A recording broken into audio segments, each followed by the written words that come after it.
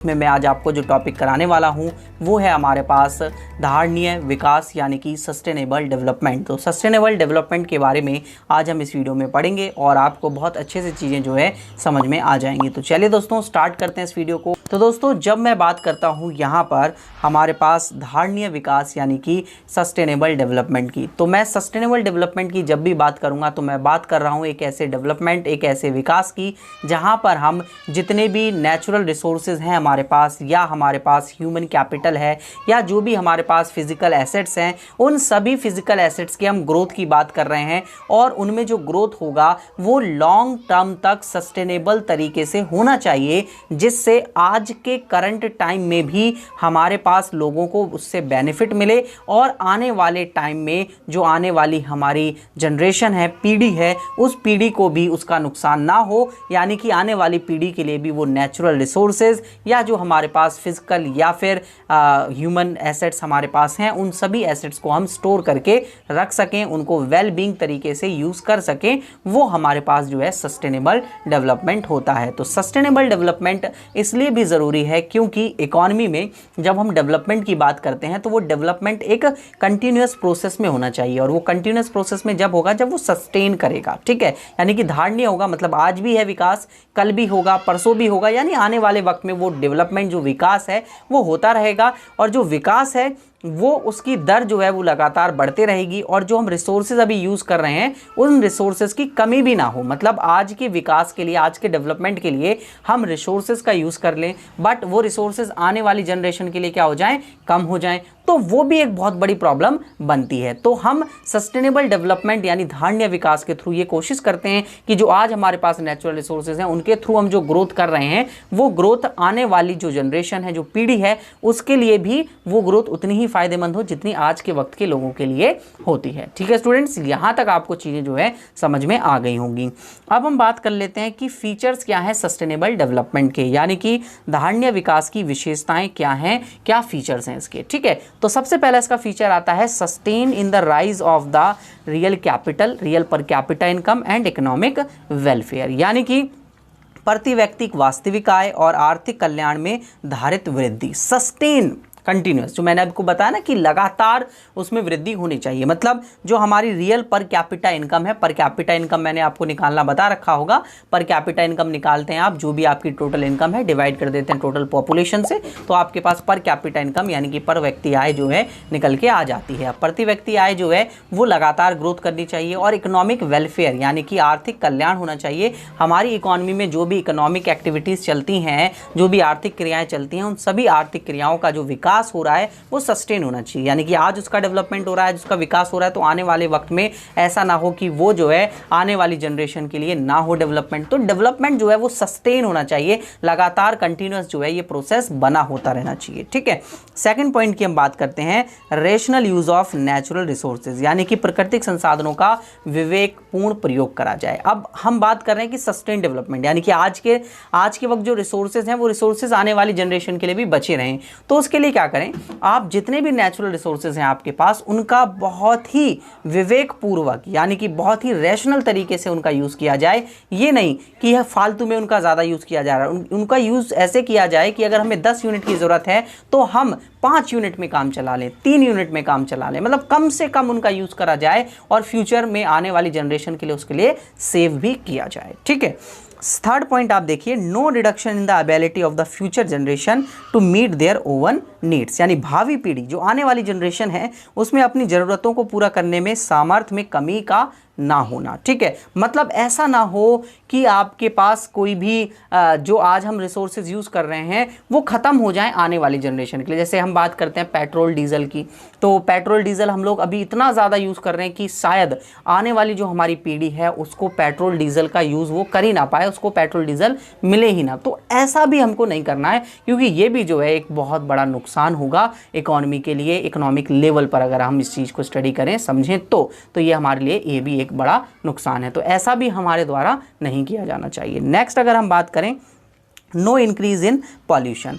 अब हम ऐसा भी ना करें इन रिसोर्सेज का यूज़ या कुछ चीज़ों का जो भी डेवलपमेंट हम कर रहे हैं, अब डेवलपमेंट में हम इतने भी लीन ना हो जाएं कि भाई प्रोडक्शन करते रहो, उससे उस प्रोडक्शन से आप सभी को पता है पॉल्यूशन फैलता है, प्रदूषण फैलता है, तो वो प्रदूषण भी ना बढ़ जाए। मतलब अभी हमें अच्छी स्वच्छ एयर देखने को मिल जा रही है, कहीं कहीं जगहों पर, वैसे नहीं है, ठीक है ना, मिल जाती है, बट अब वो एयर आने वाली जनरेशन के लिए बिल्कुल ही बेकार हो जाए। जैसे आप बहुत हॉलीवुड मूवीज़ में आपने देखा होगा, एक वेब सीरीज़ भी आई थी, उसमें भी आपने देखा होगा, लैला वेब सीरीज़ का नाम था, तो उसमें भी आपको फ्यूचर जनरेशन में दिखाया गया कि किस तरीके से पानी की कमी और किस तरीके से आपके पास हवा जो है वो होने वाली है। तो आने वाली जनरेशन के लिए पॉल्यूशन नहीं बढ़ना चाहिए, क्योंकि आने वाली जनरेशन भी अच्छे तरीके से अपनी लाइफ को जी सके। हमें ऐसा डेवलपमेंट करना है, ऐसा डेवलपमेंट नहीं करना कि आज के वक्त में डेवलपमेंट हो जाए लेकिन आने वाले वक्त में वो आने वाली जनरेशन के लिए नुकसानदायक हो। ठीक है, क्लियर है स्टूडेंट्स? यहाँ तक। नेक्स्ट पॉइंट पे चलते हैं। अब हमारे पास क्या क्या स्ट्रैटेजी होनी चाहिए सस्टेनेबल डेवलपमेंट के लिए,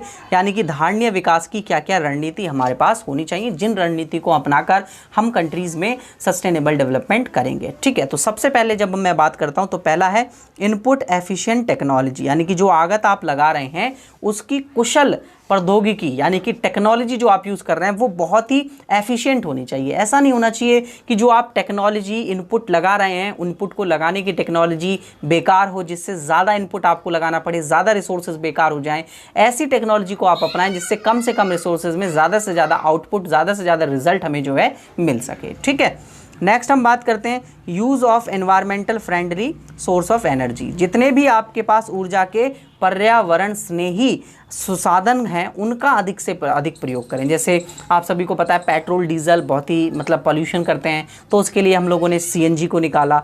और आप सभी को पता है इलेक्ट्रिसिटी बनाते हैं हम, तो इलेक्ट्रिसिटी बनाते वक्त बहुत सारा पॉल्यूशन उस वक्त भी निकलता है, तो हमने सोलर एनर्जी का यूज़ करना स्टार्ट करा, फिर उस सोलर एनर्जी को इलेक्ट्रिसिटी में कन्वर्ट करना स्टार्ट करा। तो हम इस तरीके के रिसोर्सेज को यूज़ करें जिससे जो है जो इन्वायरमेंट को फ्रेंडली हो, इन्वायरमेंट को नुकसान ना पहुँचाएं, क्योंकि वो भी एक बेकार है कि हम अपनी आने वाली जनरेशन को बेकार जो है पॉल्यूशन मतलब बेकार एनवायरनमेंट दें, तो बेकार एनवायरनमेंट भी हमको नहीं देना है। ठीक है, थर्ड पॉइंट आप देख लीजिए, इसमें थर्ड पॉइंट है इंटीग्रेटेड रूरल डेवलपमेंट, यानी कि एकीकृत ग्रामीण विकास होना चाहिए, ग्राम विकास होना चाहिए।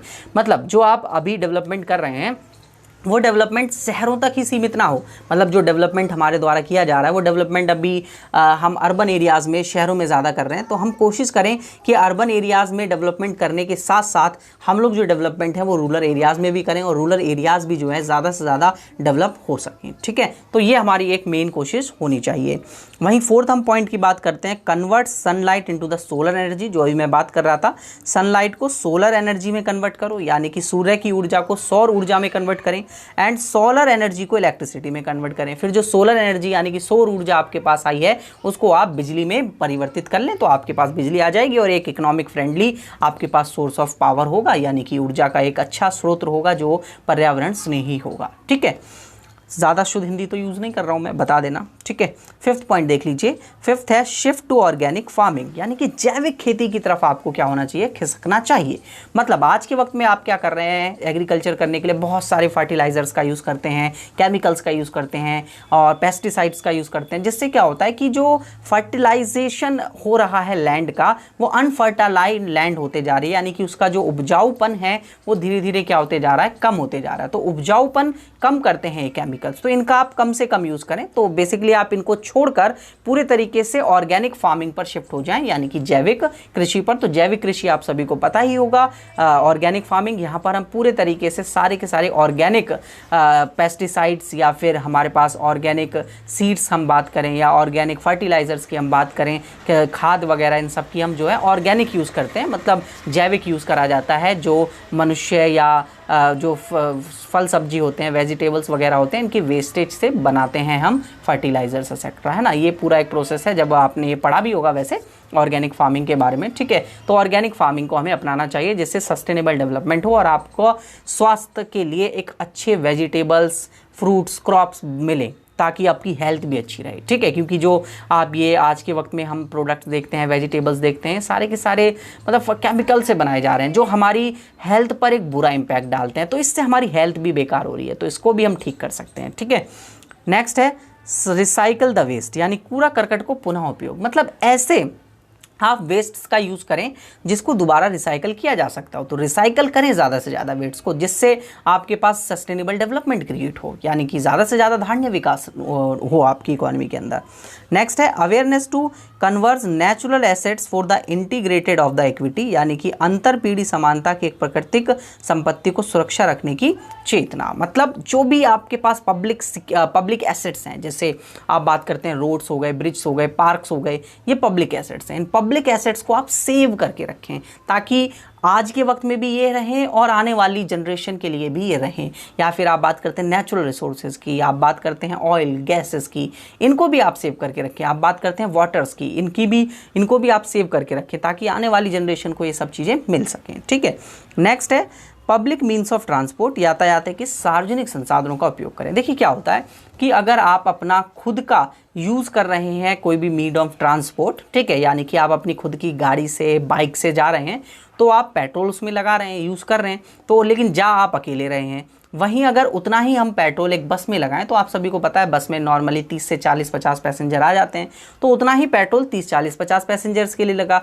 तो जिससे क्या हुआ कि जो रिसोर्स है नेचुरल रिसोर्सेज पेट्रोल डीजल, वो कम यूज़ हो रहा है, और वो जब कम यूज़ होगा तो वो आने वाली जो जनरेशन है उसके लिए भी क्या हो पाएगा, सेव हो पाएगा। ठीक है। तो ये है आपके पास पूरा का पूरा इस चैप्टर मतलब इस टॉपिक में जो आपके पास सस्टेनेबल डेवलपमेंट है, धारणीय विकास है, वो मैंने आपको बता दिया है। और आशा करता हूँ कि आपको भी बहुत अच्छे से चीज़ें समझ में आ गई होंगी कि किस तरीके से आप जो है सस्टेनेबल डेवलपमेंट इकोनॉमी के अंदर क्रिएट कर सकते हैं। तो दोस्तों अगर बाकी टॉपिक जो होंगे वो हम नेक्स्ट वीडियो में पढ़ेंगे।